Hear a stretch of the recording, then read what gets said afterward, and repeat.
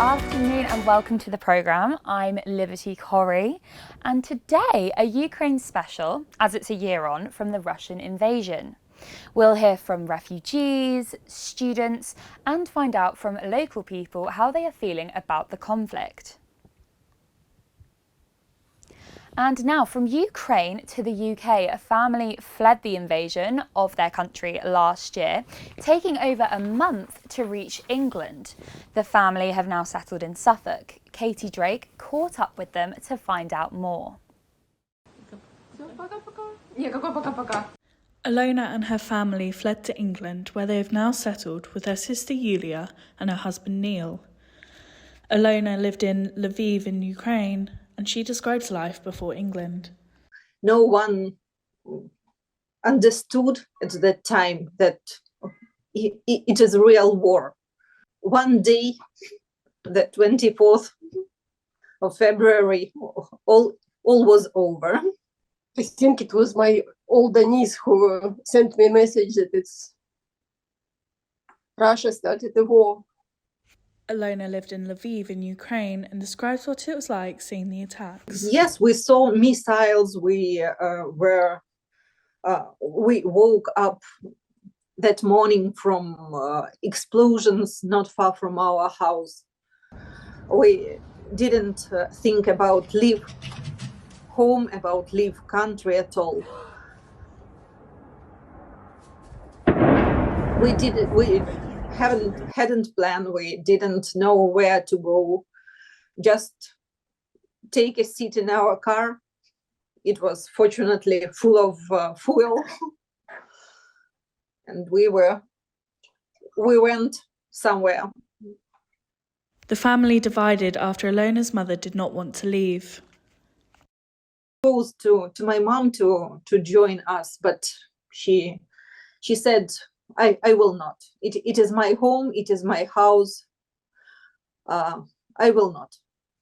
My grandma left in Ukraine. How do you feel about your grandmother being over there still? Sad, because my grandma was the one closest person to me that loved me the most in the family. Yulia, Alona's sister, says she can't even explain how overwhelmed she was seeing her home country being invaded. She says the family have settled and adjusted well, but still worry for their friends, grandmother and the lives they left behind. Katie Drake, UEA Journalism. So now I am lucky enough to be joined by Philip and Dennis from Ukraine, and I'm going to ask them what life is like now, a year on from the invasion. Yeah, we are ready, but we can't hear properly. Good afternoon. Can you hear me? It sounds like echo.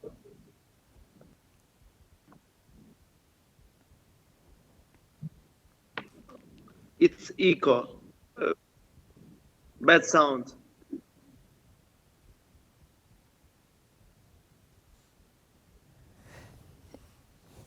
So later in the programme, we'll be delving into the history underpinning the conflict between Russia and Ukraine. But first, let's take a look at the timeline of the invasion with our reporter Alice Pritchard.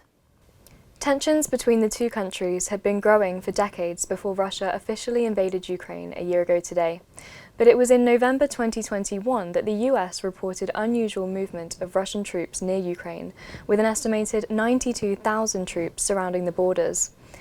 In December, Vladimir Putin proposed a prohibition on Ukraine joining NATO, which was rejected. And American President Joe Biden warned of strong economic and other measures if Russia declared war on Ukraine. Western allies showed their support, with the US giving Ukraine $200 million in security aid on the 19th of January. By the 24th of January, NATO troops were on standby to defend Ukraine if necessary. Biden said that Russia will be held accountable if it invades, and it depends on what it does. The conflict escalated in February, with Putin finally ordering Russian forces to enter Ukraine for what he called a special military operation. members of NATO started their first round of financial sanctions on Russia, and on the day that the war officially began, President Zelensky addressed the nation in a video message in which he said Ukraine will not lay down any weapons, and hundreds of thousands of Ukrainians fled their home country to seek refuge in neighbouring European countries. Around the world, food and energy prices increased, and the cost of living crisis was worsened by the impacts of the war. In March, evidence of Russian war crimes surfaced, such as deliberately targeting innocent civilians, and at least 50 civilians were killed when a missile hit a train station in April. There was a rare glimpse of more light-hearted news when Ukraine won the Eurovision Song Contest in May, and Sweden and Finland submitted applications to join NATO. Nike became one of the latest Western brands to stop trading in Russia, and inflation soared with the euro becoming equivalent to the dollar. In August, Russia stopped their gas exports to Europe, creating concern among European leaders as winter approached. In September, Russian units retreated after a Ukrainian counterattack in northeastern Kharkiv. Ukrainian infrastructure was targeted in October, and NATO promised to admit Ukraine. More recently, Germany have agreed to support Ukraine by supplying them with battle tanks. President Zelensky has reflected on the past 12 months, saying the images of the conflict leave deep scars in your heart and soul. The war is expected to last another year, and tomorrow the UK will hold a 1-minute silence to mark the 1-year anniversary of Russia's invasion of Ukraine at 11 a.m. So now we're back to Ukraine. Philip and Dennis, can you tell me what life has been like since the invasion? Hello everyone. Hello from Ukraine. I'm Dennis. I'm a first-year student of Department of Journalism of Sue Stefanik Prikarpattia National University. And my because February 24 is the day Russia's full-scale invasion of Ukraine began. I have a story about how we fled from Kiev to Ivano-Frankivsk. I'm a child of displaced people, and right now I'm here and also studying. And if you don't mind, I will quote my memories. My morning on February 24 started at 7:33 with a people call from my neighbor Svetlana to my mother. This call turned our life 180 degrees. This woman panicked, she screamed into the phone, could not clearly explain what had happened, and the simple repeat the words into the receiver. War has begun. Do you hear? War has come. War. From what we heard, we fell into a stupor. We could not understand what was happening until the air defense system went off near our house. These minutes were remembered as eternity. Taking from the window, the sharp cry of my sister on the sofa, and wild fear, overcome by panic. We are going to the unknown. We had never been to Ivano-Frankivsk before what we have here. I remember how my family because our stage was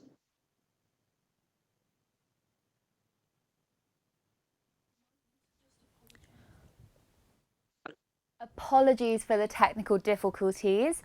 We will now be cutting to Ukrainian students living in England. Amy Dexter has been talking to them about how their families are coping a year on since Russia invasion. I've had people from usually Western backgrounds, the US, like the EU, tell me that I'm a coward, tell me that I'm a draft dodger. A draft dodger. That's what Ukrainians have been called whilst living in England, as people claim they have escaped fighting in the war. It's frustrating and disappointing because of what Ukrainians like me are trying to do. We're not just, we're not sitting on our bum. We are trying to either do some bits of activism here and there, like myself. Alexei has been a student at UEA for 4 years. Currently doing his master's degree, he talks about his feelings on what's going on back home. It's been overwhelming because I constantly feel guilt for not taking an active position, so I tend to just launch myself into projects obviously with benign intentions towards my country, but it is draining and overwhelming to complete them all. I also managed to catch up with Tatiana, who's currently studying in London, about her family situation in the Ukraine. Because every morning you wake up, you open your eyes and you read the news, because you know that at any time something can happen. For example, my mom, she is teacher, so if the Russian rocket is in the Ukrainian airspace, the children should to go to underground and see it there for 4 hours. Tomorrow marks a year since Russia invaded the Ukraine, with the Defence Secretary Ben Wallace saying this war could continue for another year. Still to come, we're in a small Norfolk town which is having a big impact on helping refugees. But carrying on, so where did this conflict start and what is the history behind it? Tom Porteous explains. Exactly 1 year ago this week, Vladimir Putin launched what he called his special military operation in Ukraine.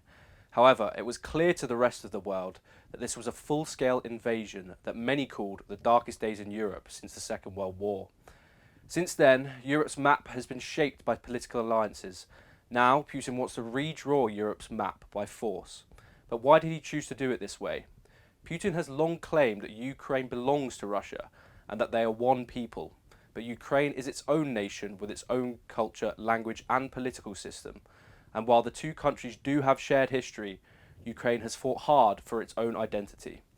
It all dates back to the Cold War, when in 1949 countries in Western Europe and North America signed a pact of military alliances called NATO and promised to defend each other from invasion. By 1991, Ukraine declared independence from Soviet rule and NATO started to expand, moving its way into the old Soviet sphere of influence. Ukraine became a NATO partner in 1994, which brought them a step closer to becoming a member. In 2013, Ukraine reached an association agreement with the European Union. But when it came to sign the deal, Ukraine's pro-Russian government refused and instead strengthened ties with Russia. This led to hundreds of thousands of protesters to take to the streets in favour of the agreement. After months of peaceful protesters, the then Ukrainian president had over 100 people killed, sparking even more protests that eventually drove the president out of office and the country. This meant that Putin was losing influence over the country and decided to take it by force instead. First, he annexed and invaded Crimea in 2014. The Ukrainians that supported Russia captured 2 other regions. Before the start of the war in 2022, the conflict had already cost the lives of 14,000 people and displaced over 2 million others. For the next 8 years, Russia kept these territories, preventing it from moving closer to the west. In November 2021, Putin decided to go all in. Satellite images captured 100,000 troops lined against the border of Ukraine. Putin repeatedly denied plans to invade, but weeks later he announced his plans to the west. On the 21st of February 2022, the threat of war became real. 3 days later, Putin had launched a full-scale invasion on the country of Ukraine. I'm now joined by reporter Holly Clement, who has spoken to a Ukrainian who has studied international relations. He spoke about how the war has affected political policies. Holly joins us in the studio now. So, Holly, what is politics like in Ukraine now?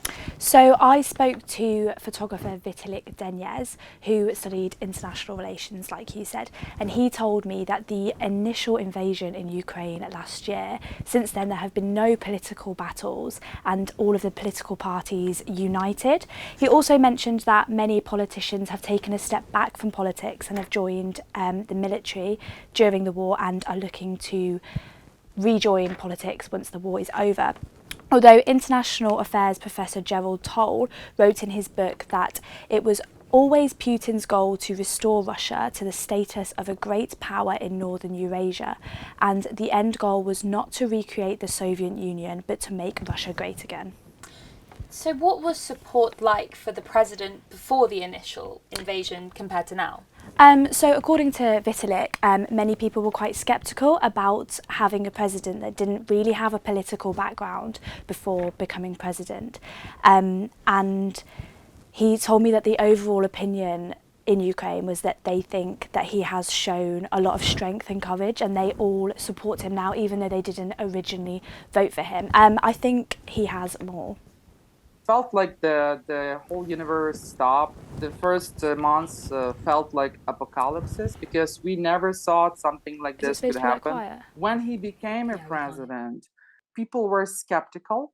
The way he proved himself has totally changed our vision of him, and most of people who support him now didn't vote for him. And finally, how has the general way of life changed for Ukrainians now? So it's obviously changed for all Ukrainians, but especially in the art field, as Vitalik is a photographer, and he spoke to me about how he doesn't really have much work, and a lot of his friends who are models don't have a lot of work in that field because of the war, and they've all had to get other jobs. And he started to teach English. He also mentioned that Ukrainians ranging from children to the elderly, it's now quite normal for them to know like weaponry names and military terms, which is a shock to them all because Ukraine wasn't a militarised country before. Thank you, Holly. A village in Norfolk is helping Ukrainians to learn English. Aylsham Community Church runs 2 sessions a week to support those who fled from the conflict. Louise Graham sent this report. This small town in Norfolk has become a major hub for Ukrainian refugees. This community church has been doing their bit to help people adjust to their new life in the UK. So here at Aylsham Community Church, it's great that we've got a small community of Ukrainian refugees who have come to live in Aylsham. The main thing they've asked for is just help with their English language. So we are running English language lessons 3 times a week. This morning we've been having mainly conversational classes. So, for example, we've gone around the group and each of them have had to tell us about their week. And I have to be very firm with some of them that they don't break into Ukrainian and help each other. So if you don't speak Ukrainian, how do you get around the language barrier? Well, initially we relied on Google Translate a lot, and at times we revert to that for certain words. But we have 3 groups. We have a beginners group for the very beginners who haven't got much English. We have an intermediate group where there's more grammar and more formal teaching. And then we have a more advanced group, which is more conversational. We normally find a way of communicating and finding out what they need and getting to know them. Peter and his wife also took in 24-year-old Ukrainian Victoria into their homes in November. So for us actually, having somebody else come and live with us is something we're used to. I mean, obviously we didn't know Victoria at all, but she has just settled in so well. So far it's been just a real joy just to get to know her and help her and support her while she's here. With no end in sight to this conflict, this community centre is sure to remain busy. So that's it from me. Thank you so much for joining us for this very special Ukrainian programme. I hope you stay safe wherever you are. Good night.